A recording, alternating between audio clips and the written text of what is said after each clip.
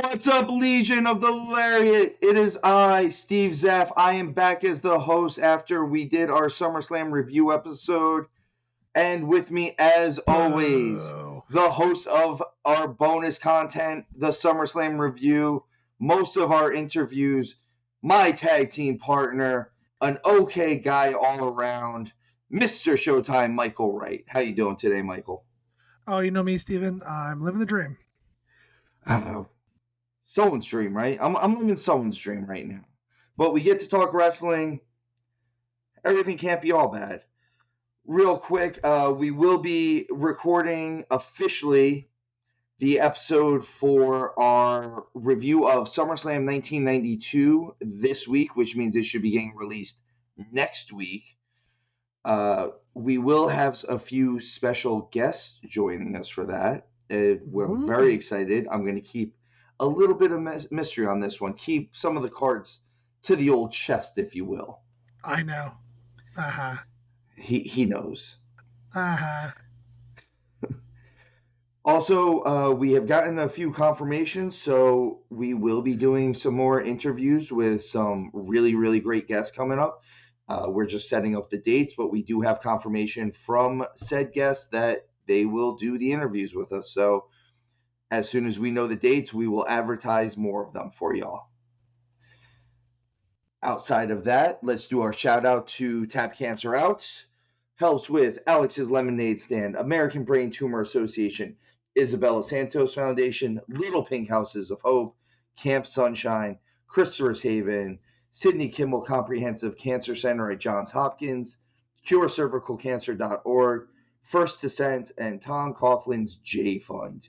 As always, guys, J Fund. As always, guys, the information for this fundraiser will be in our description below, along with all of our social media accounts. Please, please, please help out as much as you can. Every little bit helps. Every penny goes to great causes, obviously. But with that said, Showtime, let's get down to wrestling. Let's get weird. You know what? If you're not weird, you're not doing it right. Around the wrestling world, apparently Britt Baker is suspended. This looks like there was something involving her and MJF and MJF's girlfriend, Alicia Atout. It looks as though Britt was saying something about MJF, and Alicia was in the area and went and told MJF, and he confronted her, and it was a big scene. And unfortunately, since Britt Baker is only recently back and MJF is the current American International Champion, the one that was going to get in trouble was obviously the one probably not holding the title. Yeah, the story that I've been able to suss out so far is that Britt Baker was throwing shade on the Ospreay MJF match, it sounded like, and things got heated between the ladies, and everything that MJF had done, it just seemed like it was coming to the defense of his girlfriend. That's not this. His girlfriend. I don't think they're engaged. I think they're just dating. And so that's where it all comes up. There is a funny tweet from Britt Baker who's like, you ever hear a rumor about yourself? And being like, I wonder what happens next. Like, what am I going to do next? So I thought that was funny. There's a chance it's a little bit of a work. Or it's just weird AEW drama. Either way, it's, I don't know. I don't usually. I think this is weird AEW I like it better when it's drama. I mean, it's kind of all the same thing at this point. There was more other rumors about Britt Baker this week. Adam Cole sent out a very cryptic tweet or message about moving by himself, and a lot of people were saying that something along the lines of Britt Baker possibly cheating on him. We don't know that information. I don't know Britt Baker personally. I don't know Adam Cole personally. But it seemed like this was all flowing in like a 5-day time span of just rumors surrounding Britt Baker. Again, we weren't there. We weren't in the locker room. We don't know exactly what happened. And as per always, there's always, 3 sides Showtime? There's his side, her side, and the truth. Yeah, who knows exactly it's which way they're going with this. it's all the truth. It's just their own perception of the truth. And nothing but But the truth, but not our but truth. but it's always our truth, always. But the one thing, the one area that we were able to get a little insight into the room is Tony Khan had a meeting with Shane McMahon. Big Tony Khan had a news. meeting with Shane McMahon, and I was listening to Bully Ray talk about this. I know we bring up Bully Ray a lot, but this was actually really insightful on how he said this. I mean, the man Bully speaks the Ray truth. said they used the word meeting. They didn't say they went out to lunch. They didn't say they were grabbing a drink. They didn't say they were meeting up, so to speak. They used the word meeting. Meeting is a very, very strong word because it usually entails you are speaking of business of some sort. The only business that they have in common is that of pro wrestling. It doesn't sound like Shane is. I'm hearing a lot of rumors that Shane's going to show up and he's going to be Shane Brandon or something like that. I don't think that's where we're going with this. I think if you bring Shane McMahon on, you are bringing him on to help with your booking committee, to help your product backstage. I don't see him being an onstage character. I think that's a waste of Shane McMahon's talents, realistically. He's 50-something years old. He's got a torn quad, or the last time he got in a ring, he tore his quad. I feel like this is one of those situations where if Shane McMahon is to go work with whatever version of this you want to say, AEW and Tony Khan, this is, hey, I'm here to help you with your product and realize what you're not doing that needs to be done. And it's kind of more of a matter of, a lot of people are talking about if they would give him the book, and I don't think they're going to hand him the pencil. I don't think Tony Khan gives up that pencil in the history of Everdome. Come on. No, he's never going to give it up. But Shane is a strong enough character. I mean, a strong enough character as in a human being, a person, not a character on screen, that I think he can control the room a little bit and maybe slip some nuggets of truth or great ideas, kind of get it past the goalie, so to speak. Well, he can act like he's been there because he's been there. He's been there. So I agree and disagree with you. I agree with all the stuff on the backstage stuff. He would definitely do a great job there. He's been there. But I think he's too famous of a face not to go out there on screen too. He doesn't have to get in the ring.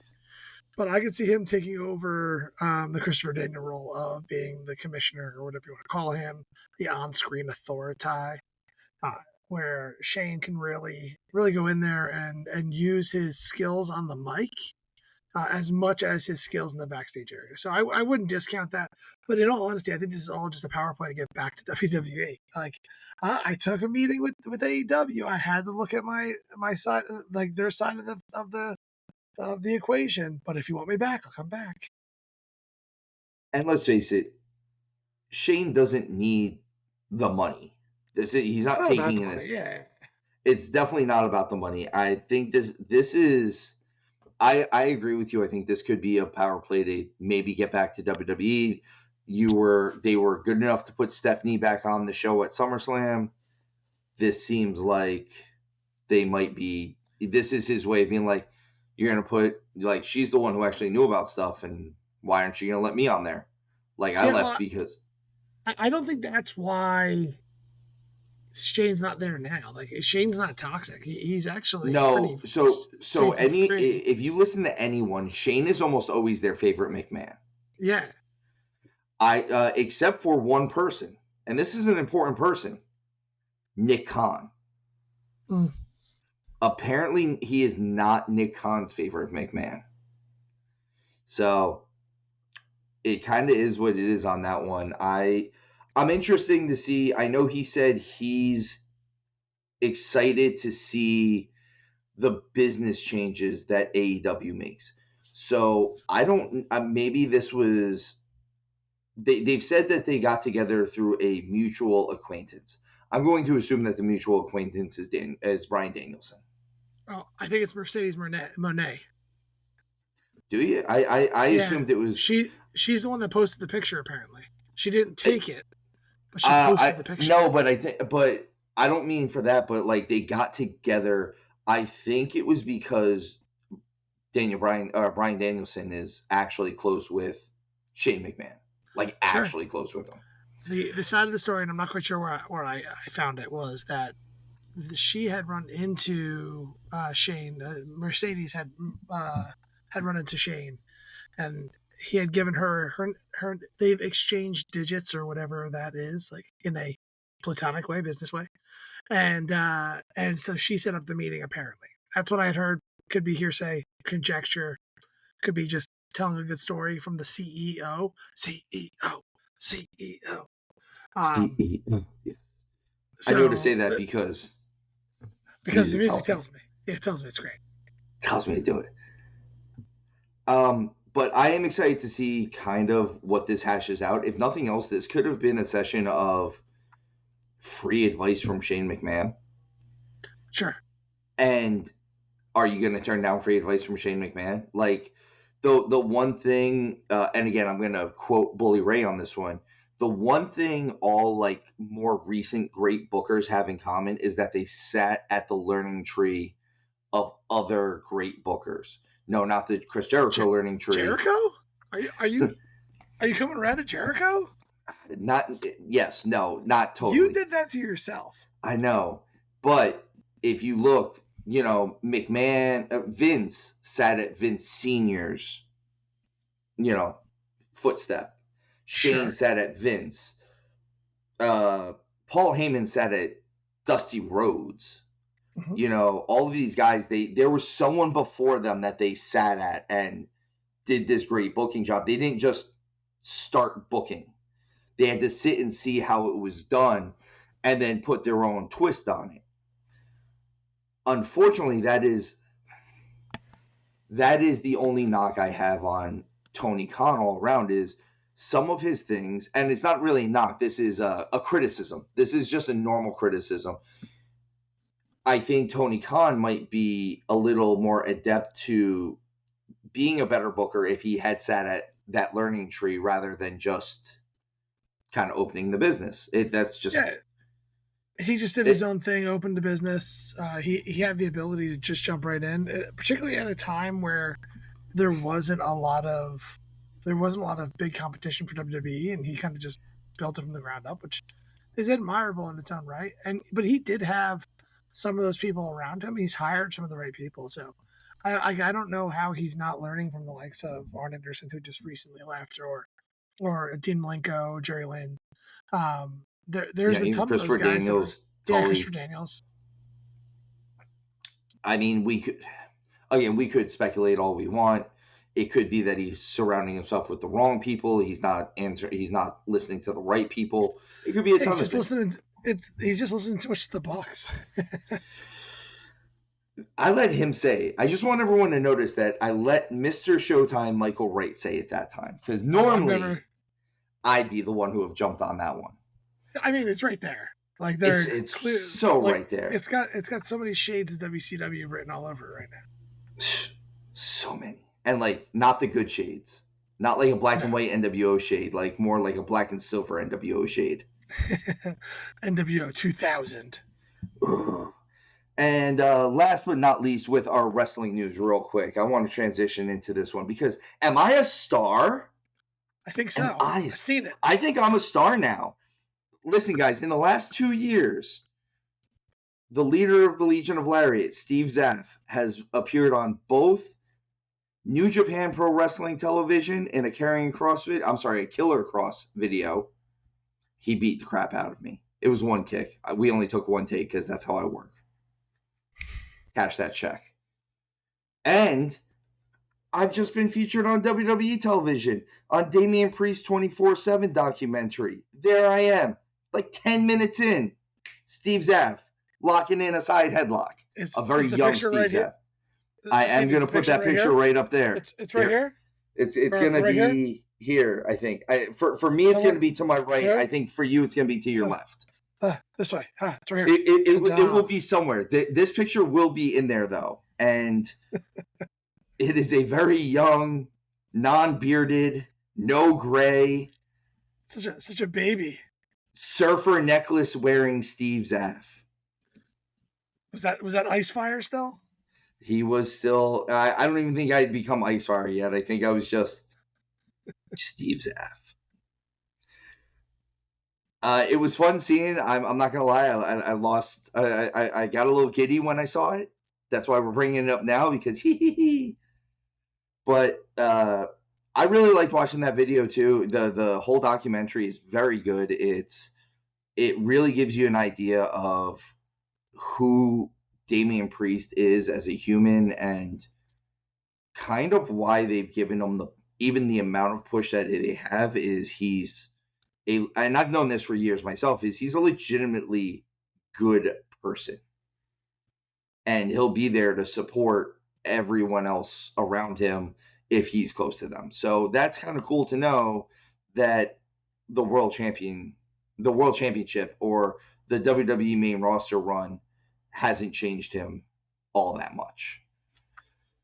Now that we've established I am a star, me. Let's go on to TNA. The biggest thing happening in TNA this week was the Indie God, the Deathmatch King, always ready, Matt Cardona, returns to TNA to interrupt the wedding of Steph DeLander and PCO. You just know wedding. You always know the wedding's going to get interrupted. I don't even know why they do them anymore. We all know they're getting interrupted. The last wedding that didn't get interrupted on screen was Macho Man and Elizabeth. That's because that was sacred, because that was real love. That was real love. It got the reception got interrupted because Jake the Snake Roberts gave her a box that had a cobra pop out of it. Surprise! Surprise! Cardona smashes PCO. This is kind of setting up Matt Cardona if he is healthy now. I know he's been on the shelf with, I believe, a shoulder injury the last couple of months. Mm-hmm. If he is good to go and he's cleared, this is a really good chance for him to go back to TNA. And again, that adds a little bit more of that star power that we've been talking about and go after the Digital Media Championship that I think he was the first holder of. I believe he was the first one to hold the belt. So not sure. I don't remember off the top of my head. I know he had a very long feud for it with Jordan Grace for a while. And honestly, having Cardona there, just another star. Mm-hmm. I think that just adds to TNA, and it gets Cardona that much closer to that return to WWE that we all kind of know he really, really wants. He says it constantly. He doesn't see himself retiring in, like a local high school gymnasium. He expects his last match to be in an arena somewhere. And I think he deserves it. He puts on a ton of work. He puts on great matches.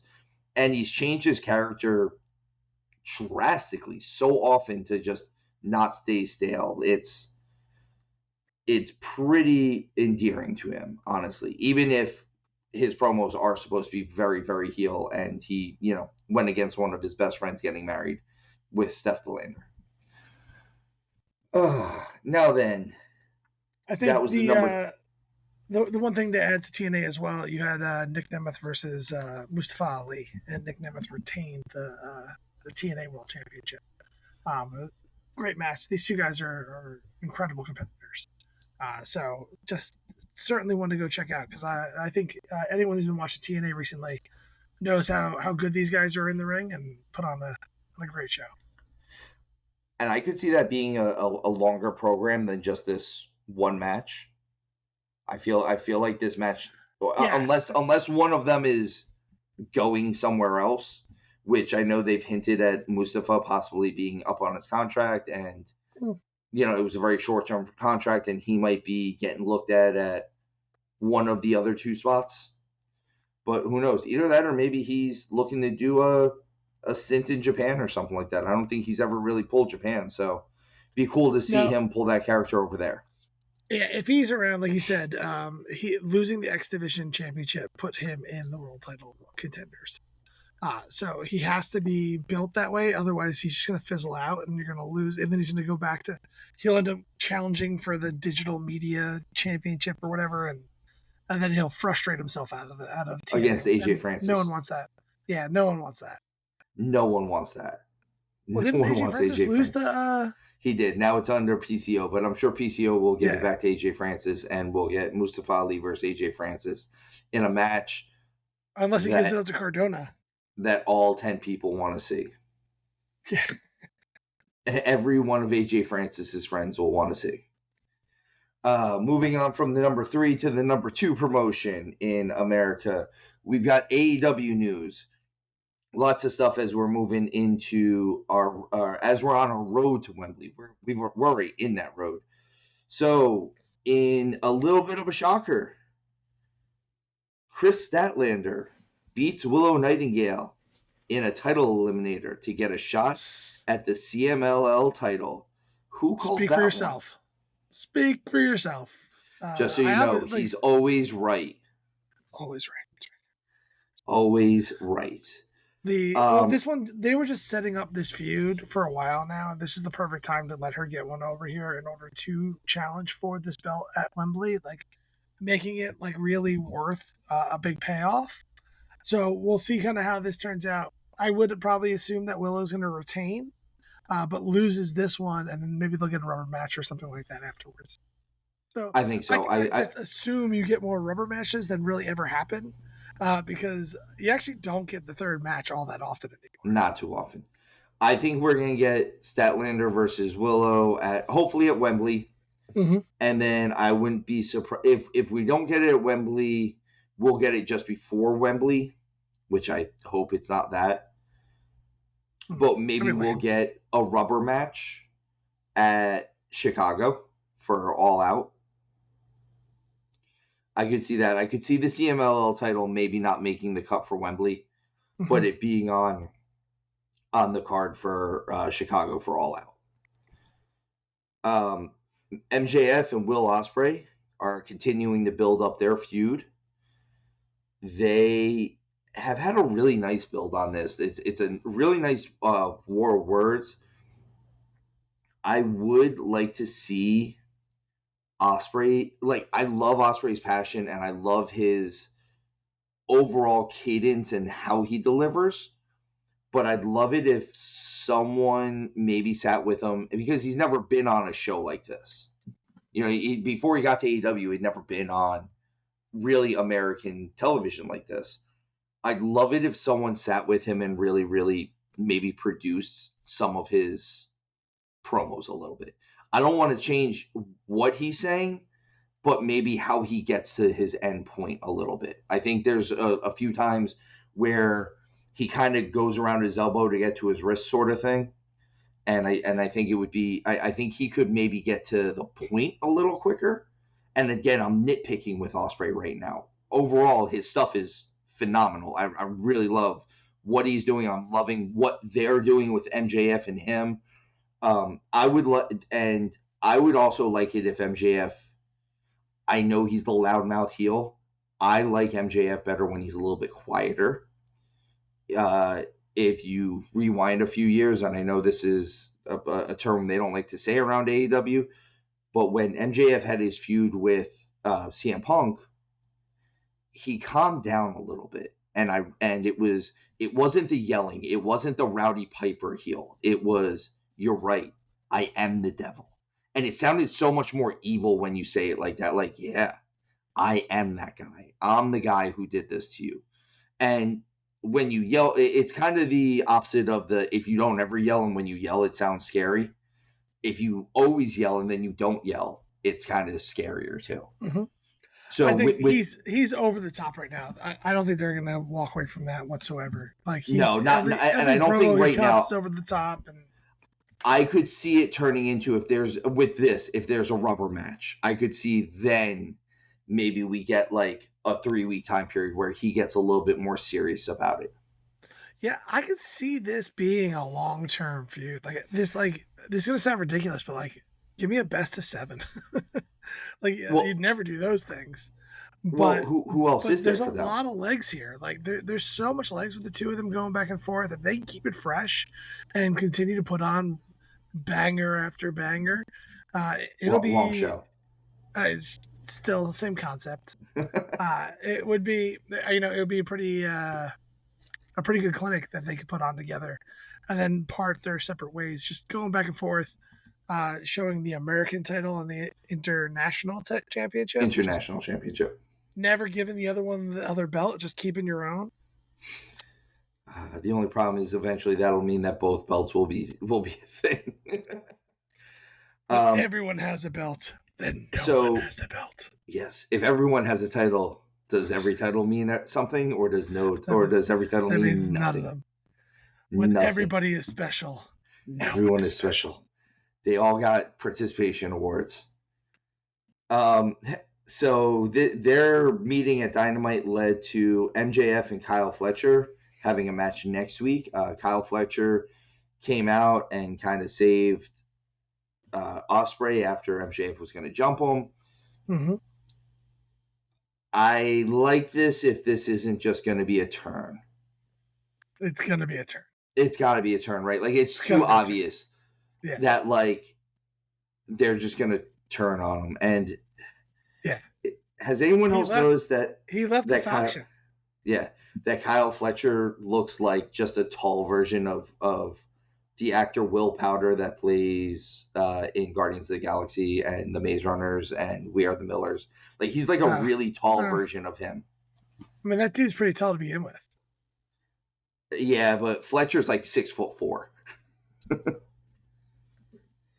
All around, I am excited to see Fletcher kind of get in there and maybe have a little bit of a upper mid card rub off of MJF at this point. Like this could be what sets them up. They're trying to really set him up for something. It seems they gave him Swerve right when Swerve won the world title.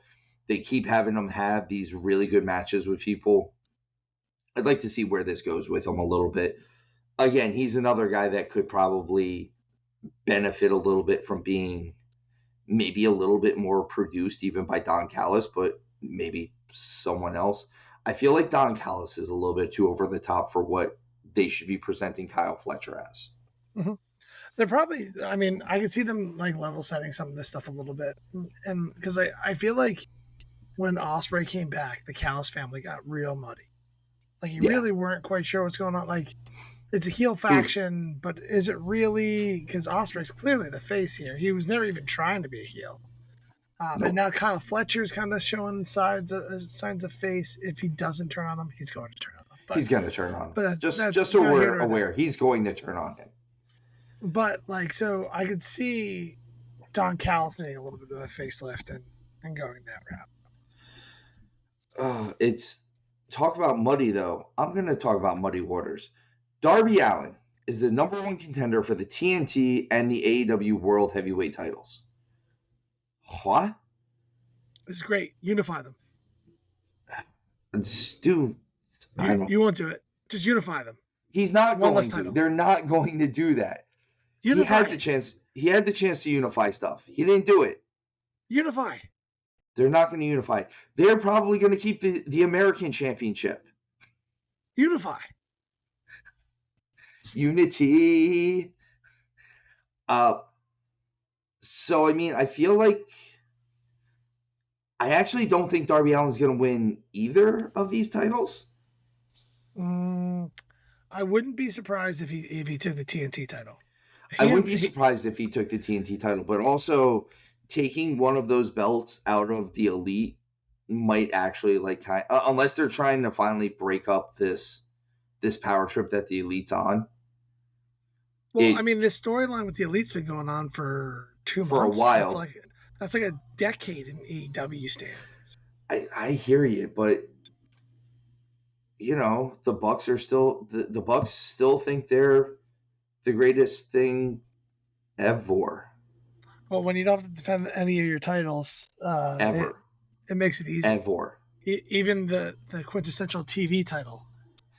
That should be that should be defended every television show. Yeah, that Every title. single show. That one. Yeah, Every that's what I'm show. talking about. It sounds like Darby is getting the shot at the TNT title at Wembley and getting the shot at the world title at Grand Slam, which is a Dynamite, I believe. So realistically, I don't care who is the world champion at that point. They're not giving the world title to Darby at a Dynamite. I could see them doing it because they like these Dynamites to feel bigger than they really are. But I don't think Darby's going to beat Swerve or Bryan Danielson. Or Bryan Danielson. Or Bryan Danielson. Wait. If Bryan Danielson wins the title, which I don't think he will at this point in time, I might change my mind on that, but I don't think he will. But if he does, I can see Darby taking the title off. Maybe, but on a Dynamite still, like, didn't they just watch Who Killed WCW? Do we have to bring up Goldberg and Hogan on Nitro? Like, it's just that Bryan Danielson has never held this title before. He can't hold it for a long time because he has to get back to cupping, and if you have Darby take this, you can actually even just give it right back to Swerve afterwards. Get more of this. But I don't know. Let him do it at all out at least. Like, don't do it on a Dynamite. Tony, I know you're listening. It's good to have. Wait, Steven. Let's take a step back. Let's not badger freaking Tony A here. Not you can do it afterwards if I decide that I'm wrong. Which let's be real, I'm always right. God, I can't wait to get that shirt made for you.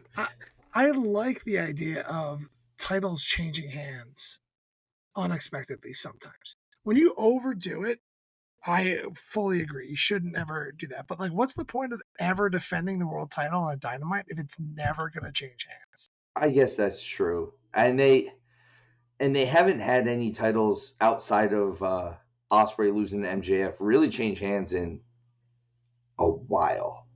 Yeah. Because even, I think Mercedes Moné is probably the newest champion they have at this point. Yeah, and that was a pay-per-view, right? Did we have to pay for that one? But that was still what, 2 months ago, 3 months ago at this point. Yeah, and then, well, the Bucks have been holding the Bucks have had the tag team title since April. Yeah, because Sting retired in March, so they've had the tag team title since like April. Swerve has had the world title since then. Okada's been holding the Continental title with a stranglehold and no title defenses. He had one. Yeah, against Pac. So realistically, the only title that's really changed hands since like March is the TBS and the international and the title. TNT. And the TNT technically too. It technically did, but that was a fake title change because Copeland got hurt. Sure, but it still happened. The trios title, does that count? No. Which one? There was 9 of them. All of them. All of them have changed hands. All of them, and no one bothered to worry about it. In other confusing AEW news, the Acclaim are now calling out FTR in a very heel sort of way. They're not shaking their hands. It's not seeing who's the better tag team. Max Caster calling him, I don't know if he's referring to both of them when they say it, but he constantly says like the best wrestler in the world. And I don't know like if he thinks that them together are just one person. But even like Anthony Bowen said, you got the best wrestler in the world, you've got the Acclaimed, and like the way he said it sounds like the Acclaimed are the best wrestler in the world, not the best wrestlers. Best wrestler, singular. No, just Well, maybe he just thinks really highly of his partner, and he kind of sucks. Maybe, or maybe they're both speaking of Billy Gunn. They might, and then it might be true. That might kind of be true. He's definitely one of the best athletes to ever be in pro wrestling, Well, and he still looks exactly the same. yeah, it's the Paul Rudd disease. This is all backwards.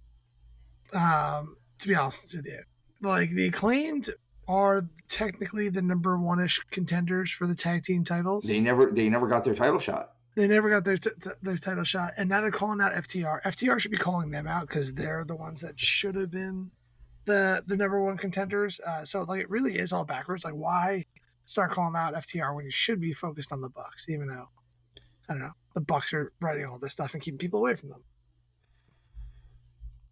I'm so glad you're the one that keeps saying it. It makes me sound like a nicer person this week. You are tired. You're a little tired this week. I'm always tired. We film late. That's true. I don't know. I think we'll get good matches out of this. If nothing else, I just have become accustomed to FTR giving us good tag team matches. Yep. And the Acclaimed are not a bad team. I like the Acclaimed.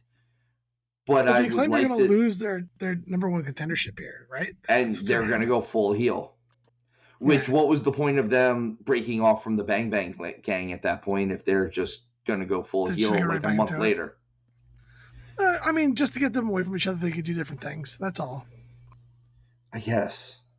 And then they're going to all be friends again. And they're going to reform the Scissor Me Bang Bang gang or whatever the hell it's called.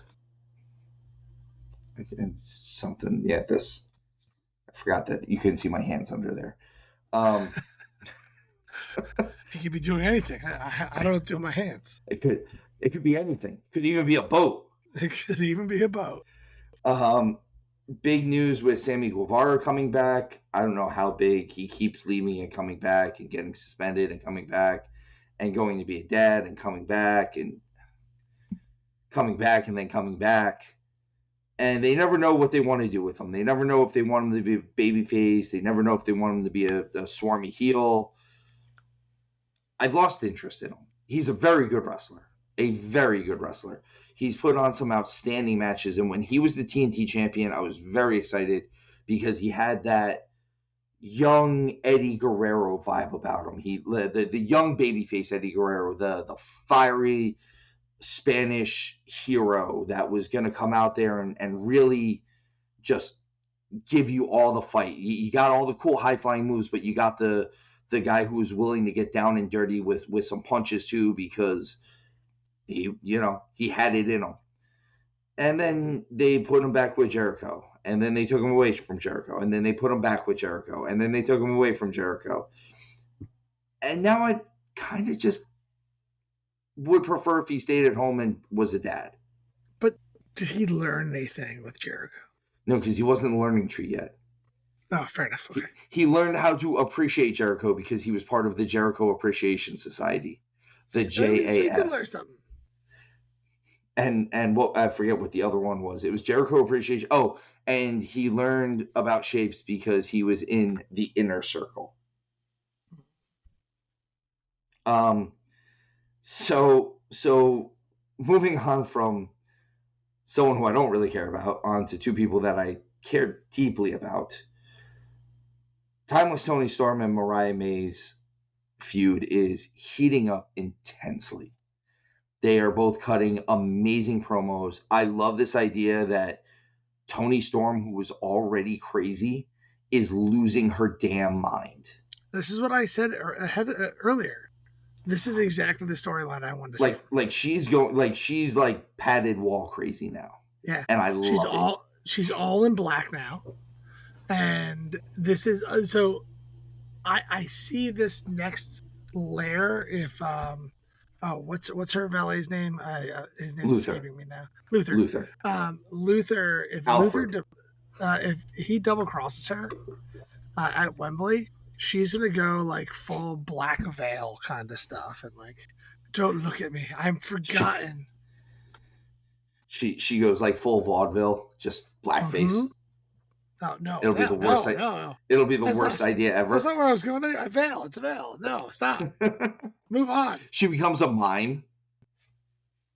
No, No. sometimes, no, stop. Just, it's not Tony Mariah. um, the honestly, I'm loving the promos they're cutting. I like this serious version of Mariah May. She is definitely cutting a much more serious promo. Um, all around, like I said, I'm very very happy with what they're doing with this. This is killing it right now, and I'm so happy that they're doing it. My opinion, Tony's always has the best storyline in AEW. Like I feel like every one of her feuds are built properly. This one was months in the making. This is like the real long term storytelling here. I think we're in for quite the match, and it's going to be gruesome. I completely agree. So mad about something later, but we will get back to that at a different point. I think this fight, because it's going to be a fight at Wembley, is going to be awesome. And honestly, we keep saying this for every AEW pay per view. I think this is going to be one of my favorite matches at Wembley. Yeah. I think Tony versus Mariah this might actually be my favorite match at Wembley. And it's got some competition. Don't get me wrong. I think Swerve and Danielson is going to be amazing. I think MJF and Ospreay is going to be amazing. I think this is shaping up to be a card with amazing matches.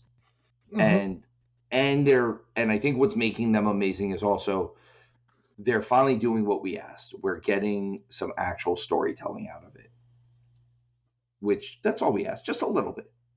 Give us like 60-40. That's all we need. 60% matches, 40% story matches. Maybe even 65-35. I want to see more wrestling in this story. I always do, but I need to care just a little. I need the emotion. I need the emotion in the match. We're gonna get next week. Speaking of one of those other matches that is making me care, we're getting Bryan Danielson versus Double J. They are against Jeff Jarrett. For those kids who don't know that he's Double J as well. Double J. JEFF JARRETT. Haha. Double J. Jeff Jarrett. They would. Jeff Jarrett has been encouraging Danielson to consistently like leave it all out there. Be all in. And he did the promo, or he did the segment with Swerve, which I'll cover, which we'll get into after this. But afterwards, Double J is kind of giving him his flowers, like that's what I'm talking about. And he slaps his cowboy hat out of his hand and says, "You want to see All In? Why don't you get in there next week with me, and you can see what kind of Bryan Danielson I am." I was like, oh snap! He said you ugly. He said you ain't got no nipples. So we will see that next week, but that came out of our Swerve Danielson main event segment that we got, which established that we are going to have at Wembley Swerve Strickland versus Bryan Danielson, career versus title. And if Danielson loses, he will be retiring. So Showtime, I'm going to ask you, is Bryan Danielson retiring? I find it hard to believe that Danielson's career matches are going to be against Swerve. Like, there's really been not much of a build. I understand that it might be a necessity because of his health, and like we might as well do a career versus title match because we're here. But I find it hard to believe that this is going to be the one that sends him into retirement. But it could happen, I guess. I think it's more likely that Danielson wins the title, loses it relatively quickly, and then retires. I could see him losing it to someone that I could see him winning the title and losing it to someone that he has some type of history with. I Like could Moxley. I could see him losing it to Joe, Mm-hmm. someone like that. I don't think he's learning. I don't think he's sitting at the learning tree. I don't think he's losing it to Jericho. Yes. Stop it. You're the reason why he's doing this. Jericho could be world champion and FTW and for the world champion. So would he be? He'd be the for the world heavy champion? He'd be the for the world AEW champion, or AEW for the world heavyweight champion. AEW for the world champion. Yes. So he'd be the world heavyweight champion of the world. So many, yeah, pretty much. Yes, exactly. And he would for the world heavyweight champion of the world. Heavyweight world champion of the world. Oh, I only want to see it because we'd finally be getting something that we wanted. Oh, speak it into an existence. No, we believe. No, we believe in Joe Hendry. We don't. He could lose it to Joe Hendry. You never know. He has a sweet deal. He can do whatever he wants. He can kind of do whatever he wants. I am excited about right now with that. To get back to this match, though, I am excited about Swerve Danielson. I think if Danielson is going in there even at like 75% at this point, which I might be giving him a little bit of credit as far as health wise, I don't see any way that this match doesn't provide for us. It's gonna deliver. It's gonna deliver. We're gonna get the Swerve. We're gonna get a great Swerve match. We're gonna get a great Danielson match. I think this match stays and it's gonna be a match that stays in the ring. Mm-hmm. This is gonna be a match that as a world title match is gonna stay like 85% in the ring, and like the most you're gonna see is like rollouts to give them a second. Yeah, powder out. I'm sucking wind. Listen, Guns. Oh man, but with all that said, very excited. I'm liking what AEW is doing with some of this stuff. Again, some of it's confusing. We'll see where they go from it, but I am liking the stuff that's not confusing is really good. Yeah, All In is shaping up to be a really good card. I'm curious on how they're going to round it out at this point in time, but there's some really stellar matches on here. For the 3 hours of, or let's say 8 hours of matches that we're going to get. We still need like 16 more matches. So, so going on from AEW, we are going to talk about Friday Night SmackDown for the WWE. This was their go-home show just before SummerSlam. As per usual with some of these SmackDowns just before PLE, there wasn't a whole lot that happened, at least not physically. Nothing ever happens on the go-home SmackDown, except for one thing that's been happening recently. So we got Cody. You mean the tag team title matches? That's all that ever really happened. Like they title switch hands, the go-home episode.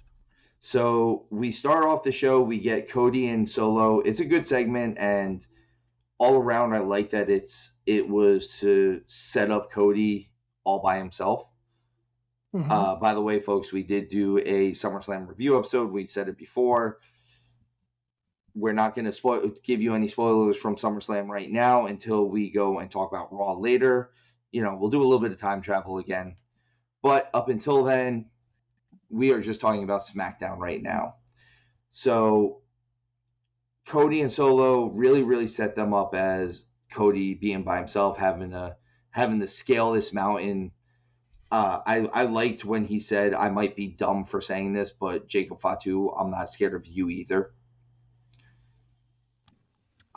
He's world champion. He can't be scared. And he's the uber babyface. Mm-hmm. Oh man, I would like to see Cody versus Fatu though. Even Cody going over there, that'd be a good match. I think that'd be a really good match. A really good match, actually. I feel like they can't do it right now because then all those fake concerns of Fatu. He's overshadowing Solo.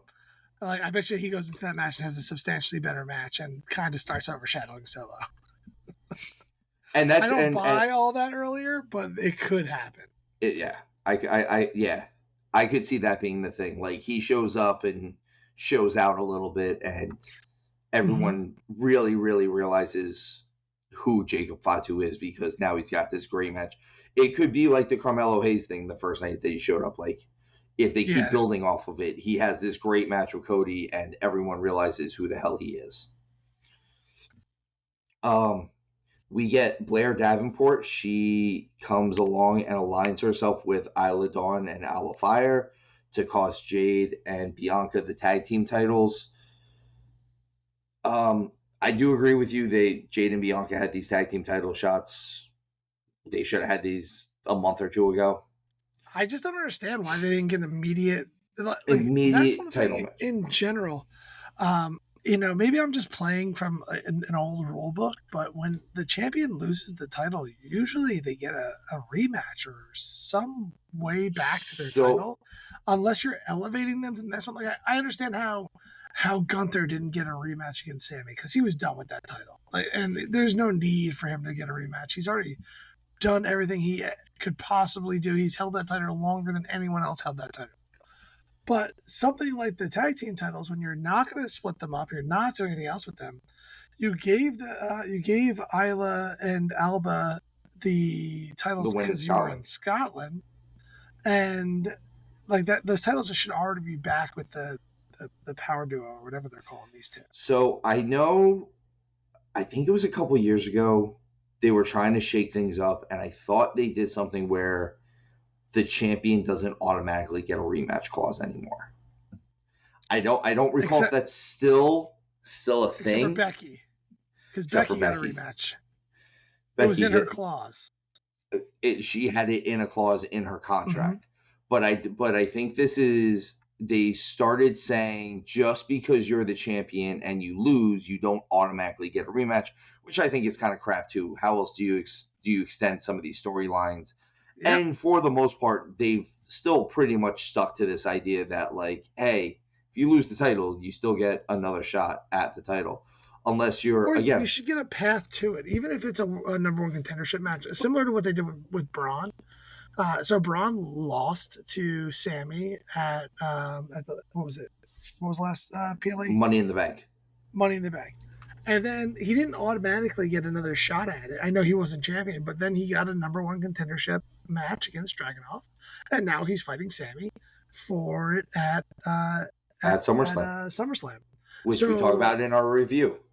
Yeah, it hasn't happened yet. Has not happened yet. So like it was like there's a path to it. So if like someone loses the title, like if it makes sense in storyline wise, and these guys, it couldn't make any more sense storyline wise to get them back with those titles. I mean, yeah, I think, and again, Blair Davenport getting involved in this is really just because they're friends with Naomi, right? Like this just sets up 3-on-3 at this point. Well, so what I'm convinced is happening right now, and I do potentially talk about this in the SummerSlam review that will happen in the future. But we've already posted it. It's already been posted, so there's that. I think they're setting up the Freebird rule. So I don't think we're going to see any kind of trios title. No, I don't think that, but I think the teams are going to be setting up an awful lot of trio teams right now. Like they have these three. You can technically have Jade, Bianca, and Naomi. They've set up. They have Damage Control. You have what's called Baszler, Zoe, and Sonya Deville. And Sonya. So like you kind of have all these trio ladies, and I actually think they're playing a little bait and switch on us because I think that they're doing all this stuff to make it normal that we have this Freebird rule out there. So when we find out who wins later on the tag team title match, that they can have a way to kind of move those titles around. I could see that. I also see this as, let's not forget who's in charge of creative, and I'm actually not knocking him at this point, but it is Triple H. And who is a bigger Four Horsemen fan than Triple H. You're and everyone's going to be surprised that he's just littering the landscape with stables. Hands cramping up. It's cramping up. Oh man. But I like all of these ideas. I don't mind that we're getting a couple of stables here. We kind of been missing them for the last couple of years, like real stables. We've been missing. I like the idea of the Freebird rule in there too.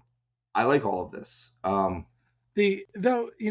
Triple H loves his stables, but he also is kind of throwing dissension through all of the partnerships that are out there right now too. So like it's interesting on how that all happens. You'll learn more after the SummerSlam. SummerSlam review. SummerSlam review. Everyone go watch or go listen to SummerSlam review after we're done reviewing SmackDown. And then come back and listen to Raw. Order. Exactly. We get to see Nia gift Tiffany Stratton her custom Money in the Bank briefcase, looking like a Chanel purse. It's got a little strappy. It's pink. It's very cute. It's very Tiffany Stratton. I actually like how they customize the briefcases lately. I like that Priest had the Senior Money in the Bank. All the ones this a few years ago. I liked when Brock Lesnar had it, and he came out with just the regular briefcase, and he was listening to it like it was a boombox. So they made it look like a boombox. I actually like that one too. Some of these are it's just funny when they do them sometimes now, and it's that little added bit of let's have some fun with it because it's wrestling and it's supposed to be fun. Remember that, guys. Wrestling is supposed to be fun. Watching wrestling is supposed to be fun. Let me change how I say that. We get a big segment involving for the U.S. title match that's going to happen at SummerSlam. LA Knight borrows Logan Paul's custom Prime energy drink Hummer. He's not an energy drink. Or I'm sorry, sports drink. Prime sports drink. Come on, Hummer. If you ever want them to be a sponsor, we're gonna put it right in your forehead, just like it's the. I'm not JD, man. The just saying, it's enough real estate. It's not. I mean, maybe it is kind of big, but I have such a good hairline. What's a hairline? It's a fracture. Oh man. Everything involving Logan Paul and LA Knight I've really been liking. I love the war of words. I love that they've both kind of flustered each other a little bit with this.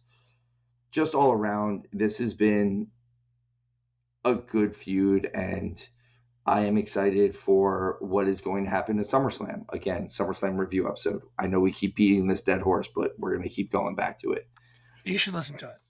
You should definitely listen to it, but not until we're done with the next part of this review, which is, and Jacob Fatu and Tama Tonga win the tag team titles from DIY. Hashtag DIY. Sorry. Hashtag Team Ultra. Honestly, this was pretty telegraphed, right? Like as soon as they put Jacob Fatu in this, I didn't see a world where Jacob Fatu wasn't winning these tag team titles unless he got them disqualified somewhere. I don't see how any of the Bloodline lose this match, in honesty, because it was just set up for them to take this down. The Bloodline always looks better when they're draped with gold. So this was like the perfect time to give this to them. But this is what I'm talking about with the Freebird rule, because you want Tama Tonga and Tonga Loa to be the tag team champions, not Jacob Fatu. So I think that them establishing this Freebird rule will allow them to kind of shift the titles over to them without having to drop them and pick them back up. And then you have Jacob Fatu can go on to do more single stuff because that's where he's going to shine. I agree with that. I want Jacob Fatu as a singles wrestler. And I kind of want him, I would like them to step on the gas pedal with whatever they're doing with the Bloodline stuff to figure out where they're going to end up. just so that we can get Jacob Fatu off on his own. Mm-hmm. But that was your go home episode of SmackDown before SummerSlam. Again, go watch or listen to our SummerSlam review. Please do that. And I'm watching it right now. Right here. It's right here. He's I'm doing it at this exact moment. It's amazing. That's why we're going to time travel. And we will, by the time we talk to you, it will be post Monday Night Raw. Whoa. Oh, it's even scarier because we're wearing the same clothes. Yeah, like you gotta go take a shower or something, man. I just have a plethora of gray t-shirts. I'm a smelly. So here we are in the future.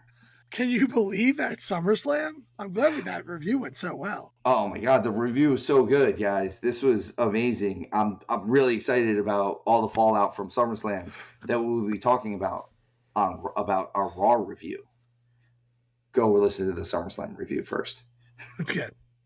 It's so good. It's okay. So obviously Raw was fallout from SummerSlam. We opened the show. Wait, before you get too deep into it, this Raw was fantastic. It was so good. The Raw after SummerSlam crushes the Raw after Mania this year. I know the Raw after Mania is built up to this thing, but the Raw after SummerSlam was way better. So much happened on this episode. There was some great reveals. We have the debut of the Wyatts in ring. We have the fallout from SummerSlam. All the titles that changed hands at SummerSlam. It was like almost like a reset on the year. This Raw, I can't sing the praises of this Raw anymore. I totally agree with you. This is being praised as the Raw of the year right now. I think it might be. And I feel like they're going to have to do something really big for some other Raw, like maybe the Raw after Survivor Series or something, to really top this. But I don't see them topping this one at this point. And the crowd was so into it. The SummerSlam was really good. You had a lot of storylines that allowed to transition. Like they I wouldn't say they necessarily paid off, but they're like, now they pivoted. So now we're at like the crescendo of some of these storylines. And this one just really took it up a notch. Like all the things you've been waiting to happen happened on this Raw. I completely agree. And I was very excited about this. This Raw was really good. Really good. And like I said, the fans were so into this. Yeah, the Baltimore fans were hot. So they're just kind of traveling around the AFC North at this point. They weren't from Cleveland to Baltimore. They got to Pittsburgh. They were in Pittsburgh recently too, weren't they? Yeah, I think they were. I'm not sure. And I think they might have been in Cincinnati somewhat recently. They're hitting that entire AFC North kind of in this circle here. Guys, we're talking about football. I know this is a wrestling podcast, but we are also football fans. So the foosball, the devil's which is almost coming, which is almost back. We're almost there. But we open up Raw with Ludwig Kaiser, giving us the introduction to the new world heavyweight champion, the Ring General Gunther. Couple things here. One, it was nice to see Ludwig doing the introduction again. I kind of missed it. We didn't see it for a few weeks. Even at SummerSlam, he didn't do it. Imperium's still a thing. I think Gunther looks really good with that belt. Mm-hmm. He got interrupted. I'm so happy they did this so quickly. Like, you did not have to wait for his A+ list challenger.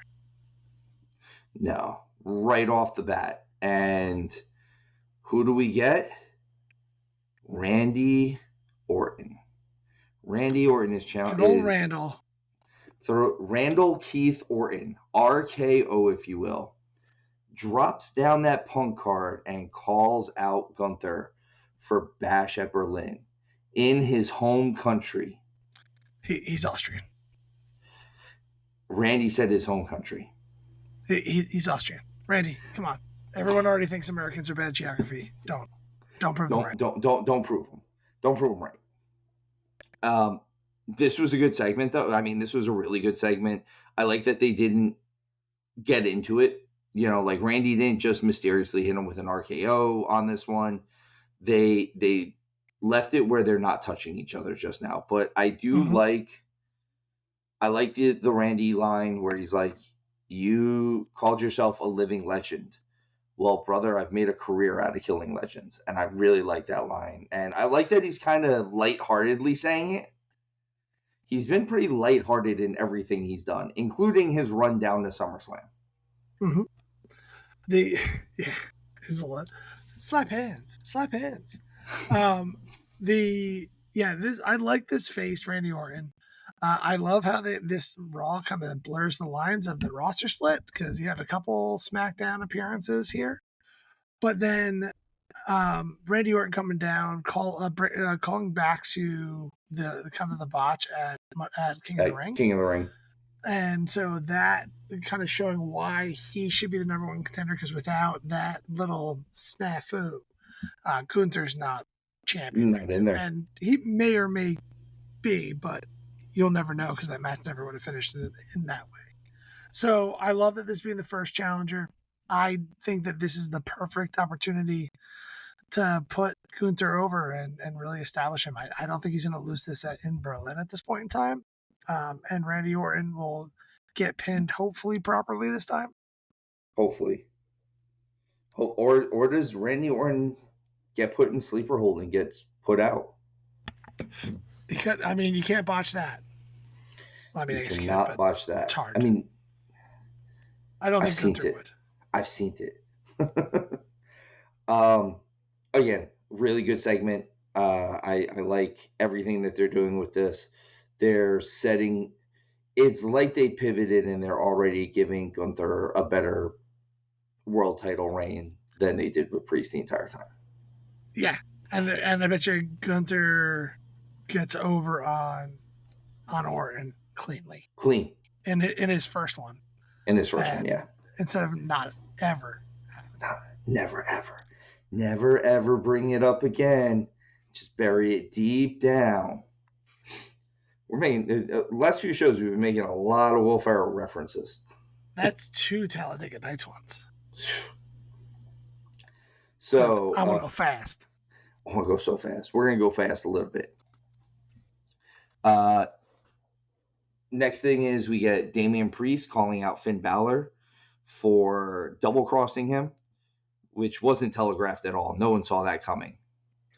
Everyone saw it coming. The demise of the Judgment Day, we knew it was coming. I do like some of Finn's responses here on how there wasn't supposed to be a leader, and ever since Priest got the title, he changed. He tried to become that leader that they didn't want. I get, and that kind of, it does hark back to one of our big complaints of him never getting a really good title defense, because they're always there to help him out. They never got that clean one to put him over. So I get why that was the case. I still just don't like it. I just think it made him look weak. I agree. Although I'm excited that we finally have full-on babyface Damian Priest. Like, he's not sitting on both sides of the fence anymore. Now he's just a babyface. And he's not an I'm happy to be here babyface anymore. That was, if you, for those of us who have watched the Damian Priest documentary, when he kind of got first pulled into the main roster, they made him a babyface, and he was kind of like this I'm happy to be here guy. But that's not his character. That's not the rock star that he's trying to be. That's not that's not who he is just in general. He's a pretty positive guy and a good dude, but like, he's not, hey, like, I'm 6'6" and 250 pounds, but it's cool because I'm just happy to be here. Don't worry about the fact that I can probably beat up most of America. No, like, still make him the badass, but have them be the badass that acknowledges the fans, and hey, like, I'm here for you guys. Mm-hmm. It's all you really had to do. But I did like I liked Finn's promo in this. It was a lot more serious than a lot of the stuff that he's done with the Judgment Day, just in general. I'm hoping that he never brings back that stupid purple bucket cap ever again. It's just, you never know. There's always a chance. But you and I spoke about this, how Finn's whole argument is that there's not supposed to be a leader of the Judgment Day, and now he's kind of the leader of the Judgment Day. Yeah, to a certain extent. I'm curious on how this unfolds later, because we've been talking a lot about this story. This is the A storyline right now. Let's be real. Like, this is probably even better than the Bloodline storyline. I think it is on SmackDown, but this is clearly the A storyline on Raw. And within all of this stuff, there's been a lot of things that kind of surprised me. Like, one of which was when Dom picked up Liv after she beat Rhea with his help, and how surprised she looked. Like, she really didn't see that coming. So this swerve kind of feels like she wasn't included in it. And it seemed almost separate from Finn's. I'm sure that Finn and Dominic had talked ahead of time. So, like, them kind of coming together, it makes me nervous for this, because now this faction kind of feels like a group of jobbers to a certain degree. Because, like, with Priest, they were really something to be taken seriously, and they've not done Finn any favors over the last couple of weeks. He was the one to lose to elevate a challenger for Priest. So in my mind, he really needs to go on a bit of a winning streak. I'm dying. I'm like just dying for Dominic Mysterio to be taken seriously in the ring. Like, I want to see him almost like, this is the perfect moment, right? He always failed because Rhea never believed in him, but Liv always did. Liv believes in him, and now he can find that gumption to start winning some matches here and there. Even if it is, believe in him? Do you believe? I believe. But I just want to see him win, because he's a great talent and he's so over. He's the only person to ever turn heel while heel. It's an amazing. One of us had to say it. Thing. Yeah, I still have on Twitter, by the way. Whoever posted that was freaking fantastic. And yeah, like, this whole faction, like, it just makes me worried, because, like, Carlito's not somebody who's going to be a force to be reckoned with these days. JD certainly isn't, though. Even though he is tag team champion, I mean, unless someone throws his head at him. I mean, he should start throwing more headbutts. And later on in this match, Priest and JD have a brawl. Like, it is a physical match, and it's almost like they really are mad at splitting up. I like JD McDonough. I always have, and I thought he was kind of this, almost like this forgotten, this lost treasure in the middle of all this Judgment Day stuff, because he was constantly putting on really, really good stuff, and he was doing that beforehand. He was doing it before he came up to the main roster, and he was doing it in NXT UK even. I think this was a lot of, again, this, like you said, this is the A storyline. This is what we're tuning in for every week now, is this. And, like, give Liv her roses. She elevated the storyline substantially when she got involved with it. We've been saying that ever since she kind of, ever since they gave her a chance, said we don't get it, it started getting better.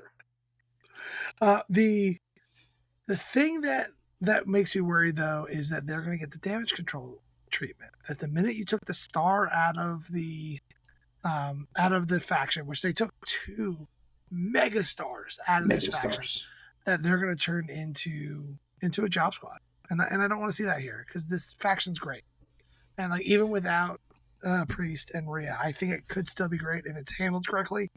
I'm just not sure if I believe it's going to be. I think they could really do some damage with this, with Judgment Day, if they have them in a really good, if outside of just what they're doing with the feuding with Priest thing, if they eventually turn this around and realize they can have a really awesome tag team division and kind of build it off of Finn and JD's shoulders. Like, Mhm. if they're gonna sign the Motor City Machine Guns, like Motor City Machine Guns versus Finn and JD would be an amazing match. It's just going to be awesome, and I'd love to see it. I'm hoping that they start doing a little bit more with tag team stuff. I know Triple H isn't much of a tag team guy. I know WWE isn't much of a tag team territory throughout its history. I love tag team wrestling, and I want to see some really great tag team wrestling, and Yep. I'm like yearning for it. And we keep saying it. We said it in the SummerSlam review episode. In case you didn't know, you can go watch it or listen to it now. Live now. It's live now. Mike already watched it. He said it was awesome. It's great. It was And I'm always amazing. right. There's a really good host. It's a handsome dude. We get after everything with Priest and Finn and the new Judgment Day, I guess it would be the NJD, if you will. We get a CM Punk, Seth Rollins, Drew McIntyre segment. Whoever posted the meme of Drew looking like Simone Biles, if it was a matter of messing with CM Punk as an Olympic sport, kudos to you as well. I think everything that Seth, Drew, and Punk are doing right now is gold. It's gold, yeah. And I think this is going to start turning into the A storyline. I think the Judgment Day and this storyline are like the 1A and the 1B storyline. Like, Yeah. it's not, neither one is more important than the other one, but they're both the two most important storylines in probably WWE right now. But based on the way I see this going down, based on what happened at SummerSlam, based on some of the things I'm reading, it looks like Hell in the Cell at Bad Blood, Drew versus CM Punk. And that makes this the A storyline. I could definitely see that. That looks, and this led directly into Seth Rollins getting utterly destroyed.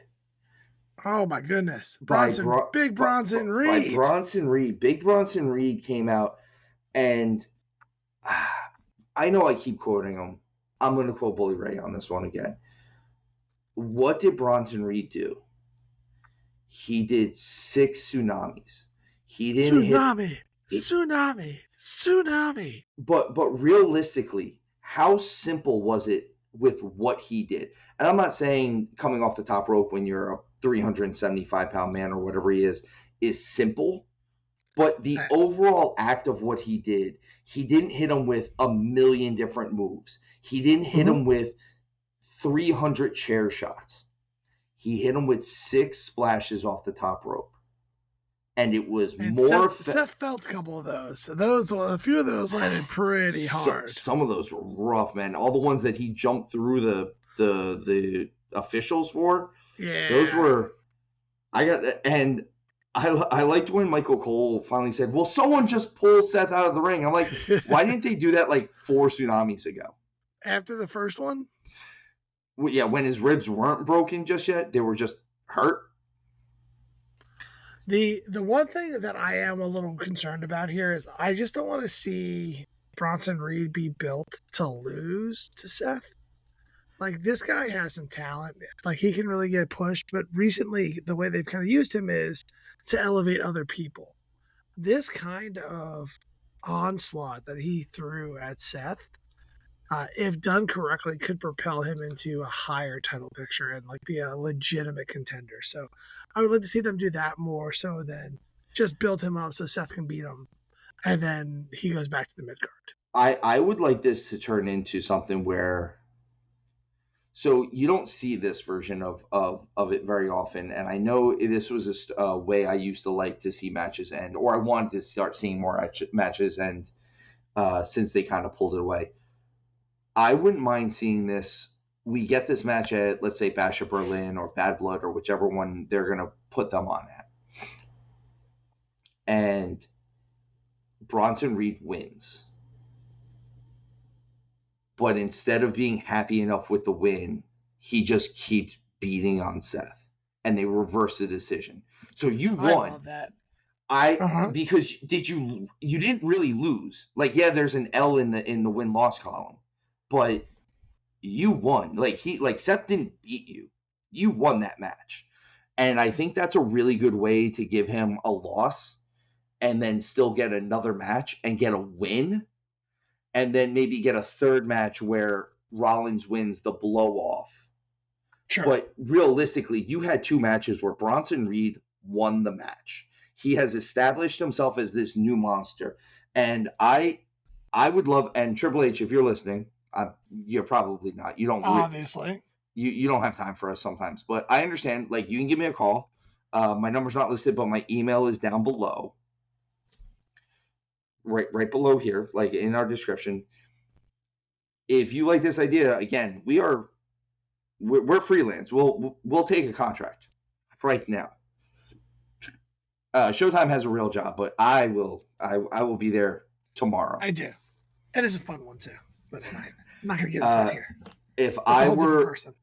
I try to refrain from doing fantasy booking as much as I can on this show, but it's always fun to do a little bit. If I was booking this, if I had the pencil for Bronson Reed Seth, I would do it like that, where Bronson wins the first match. Instead of him just taking the win, he just keeps beating up on Seth. They disqualify him. They go in, they do something where maybe Seth wins the second match, but it's still really not a real win. He gets a count out or something. Something where he just gets Bronson Reed to make a slight mistake. I would like the third match to be a non-sanctioned match, or like a non-sanctioned submission match or something like that, where and every time I say this with a big guy, they're always like, well, but won't that make the big guy look weak? No, because if it's not sanctioned, that means there's no rules. Sure. And that means that if you do something where it's a submission match and Seth has to put him on, let's say he puts him in like the figure 4 around the post and he doesn't let it go, and he gets the submission that way. Okay, that's the only way he was able to get that submission, and that's not a legal move.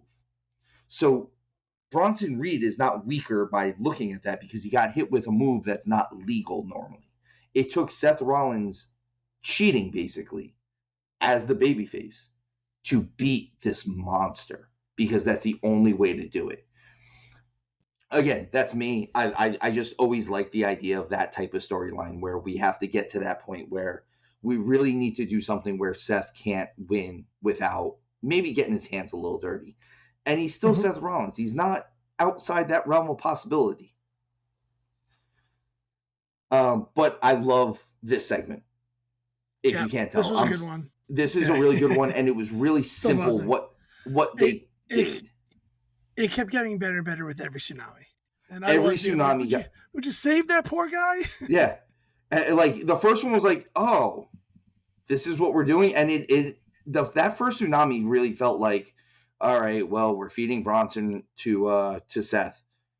By like tsunami number 3, you're like, maybe they're not. And then once he dove Seth to Bronson, yeah, and then once they had him start diving through the officials, I was like, this is good stuff. This is really good stuff, actually. So I'm excited to see where this goes. One of the things I'm I'm excited about it because it is continuing the storyline. I like Odyssey Jones, and I like that he debuted. I like that they had Xavier look so confused about it and that he didn't know what was going on. This just adds more to the Karrion Kross side of things. I think his clean shaven, that was weird. Clean shaven Karrion Kross. No yeah, that was weird. I want Karrion Kross. I would like to talk to him one day and just be like, hey, Kev, can you just go back to the look you had when you first came back? You know, nice shorter hair, but like you looked diabolical, and you know, instead of being the Woody Harrelson psychopath, you're the Lex Luthor psychopath. It's where I feel like he needs to live. But this is still just building, and my only worry is that the Final Testament is going to kind of get pushed to the wayside on this one, and this is becoming more about the New Day. Yeah, And this should have the been about Teenage Mutant Ninja New Day. yes, which that I loved. I want those kicks that Kofi had. The green and orange. Those things. The Michelangelo Nikes. Those things were tight. What about Roman Reigns as Shredder? That's cool, but I don't see him coming down in Shredder gear. No, like I just want the figure I just want the figure of that. No, I meant the shoes that he was wearing in that match because like they look so cool in that gear. Roman's never dressing up. No, not ever. I love the amount of nerd gear that the New Day does put on. Like they had the Power Rangers one time where one was the White Ranger and one was the Green Ranger. Yes, all the yes. Yes. I don't know. I'm losing a little bit of interest in this storyline just because, like I said, it is veering away from Final Testament and it's becoming more about them. And I know this was where they were going anyway, but I wanted to see more out of the Final Testament. I would like to see a Xavier Woods heel turn and go on a singles run. Like I think this setting this up, it would be great. You can let Odyssey Jones hang out with Kofi. And they could stay the New Day or whatever you want to call them. The newer day. The old day. The the next day. So you can kind of keep that, but I think Xavier Woods could use for a nice little singles run. He needs a refresher. Mm-hmm. So next segment I have written down here.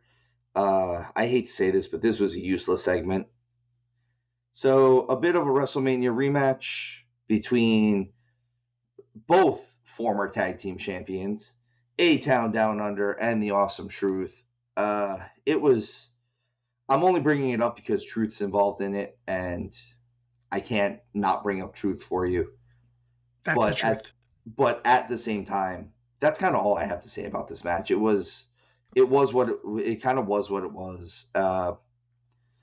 Yeah, they don't know what to do with these two teams at all. No, and I think I feel like Miz is transitioning more to a non-wrestling role than anything else. He might be, but he also might be like turning on Truth too, because he's getting frustrated now. You can kind of see it at the end of this match. I could see him turning on Truth, which I don't want to see that. Or does Truth turn on Miz? Man, do I want that more than anything else in the world? Because heel Truth is so much fun. Do we get little Jimmy back? I don't want little Jimmy back. What I want, and I think I've said this before on the show, is what I want is someone talking to Truth. And where you kind of catch him in segments, kind of talking to himself. And everyone's like, are you all right? He's like, yeah, who are you talking to? Who are you talking to? And then it turns out that he was actually talking to somebody the whole time. Like, give me Paul Heyman and I'm in. Like, I know it won't be Paul Heyman, but like the whole time, all these conversations he's having, but having Paul Heyman in there would be great. Have it be Arn Anderson. Have it somebody who's actually talking to. It'll be the last person anyone expects. Jim Cornette. It could be Road Dogg, like whatever, like because they have that history going back. And like you kind of have someone like pushing him to go out there, which would help us build to our Truth versus Stardust. I mean Cody Rhodes. Main event. Yeah. I mean, I think it works. I have here we officially get Priest and Rhea as full baby faces. Like I said, this match was brutal. Like these two guys acted like they really did break up. That like JD was legitimately angry at Priest for the way he's behaved, and that Priest was actually hurt by what happened. But I will say, like, I love when the heels are right, because let's be real, Priest has been a turd to them for the last couple months. Like telling them stay out of my business. Every time that they have a misstep, he kind of comes down on them hard. He's been a bit of a turd to the Judgment Day, and I don't blame them at all for what they did. except except for for the. Dom, well, yeah, like except for the Dom. You're right, and that's why Dom didn't really double cross Priest. If you notice, they kind of stay away He, from each other a little I bit. mean, but he did he started giving him the beatdown. He was giving him the boots at Yeah, the end of the match until Rhea came out, and then they cleared the world. yeah, they sure did. And you know what? That I believe that. I love the fact. I like the fact that Rhea should be a babyface. Rhea was a babyface this whole time. Rhea was the Will Ospreay of the Judgment Day. She was a Yeah, babyface that was with a heel group. I mean, she was still acting pretty heelish, to be honest with you, but she turned full on babyface in Sydney Absolutely, at absolutely did. Elimination Chamber. That was really the turning point. So we got this. Like you said, it was a really good match. Again, not a lot of missteps on this Raw, just in general. Mm-hmm. And we officially get the Wyatt Six in-ring debut. This is a big deal, not just because it's finally their in-ring debut. It was against the American-made new group led by Chad Gable. American-made, American-made, American-made, American-made, American-made. If they can relicense the old American Males theme music for them, I'm so in. I know everybody's been talking about getting Angle to come in here and manage Gable and crew. Let's just bring back Buff Bagwell. Just Let let him it have be his time in WWE. Let it be Buff Bagwell and Scotty Riggs. Sure. It'll be so terrible and yet amazing. According to the Vice documentary, those guys are hanging out together again. That's what I'm hearing.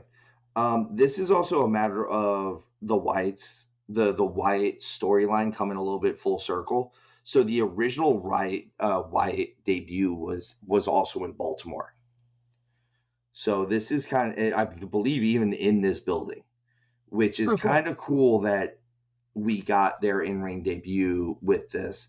And I'll say it, I like the Wyatt Six. I am not so old school that I'm just not in this right now, and I'm trying to give them their time to establish exactly what they are. That maybe they're not so. Again, I like the idea that they're not so much magic. That they're more psychological. Yeah. And they went and had a real match here. Like, this was a real match, not spookiness. And I like that. I would like to see. I say it all the time. My favorite version of Bray and the Wyatt family in general was the original, the Cajun, cult guys. And I understand why he never went back to it. I fully understand it. He was open about that. Once Brody Lee died, he never wanted to do that storyline again, because him and Brody Lee and Eric Rowan and Braun Strowman were the Wyatt family. Like, it's one thing if Brody Lee, Luke Harper, whatever you want to call him, was just off doing his own thing and they tried to do it. But the second he died, he was like, it's my best friend, or one of my best friends, and I don't want to do this without him. I don't want to do this without the chance that he can come back and do this with me. And I respect him for doing that. With that said, that was still my favorite version of it. That was the scariest version of it, because it was such a realistic take on it. It was that cult. If any of you are old enough to remember and go back, you can see Dan Spivey does a gimmick called Waylon Mercy way back in the day. And you can tell it's a direct take on that. But Waylon Mercy was 20 years too early. And we were not ready for that. Bray Wyatt, I love it. Bray Wyatt was, yeah, exactly. Very Back to the Future. Bray Wyatt was right on time, I think, and it's just one of those things. I'm very excited to see what they do with the Wyatts. This Raw was amazing. I'm so happy that they came off SummerSlam like that. I'm going to say it for the 18th time. SummerSlam's still my favorite event. This was a great SummerSlam. This SummerSlam proved why I love SummerSlam so much.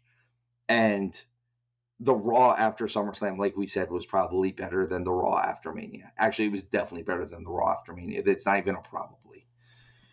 But that's kind of kind of the show for this week, guys. Like I said, Yeah. we have some exciting bonus content still coming out.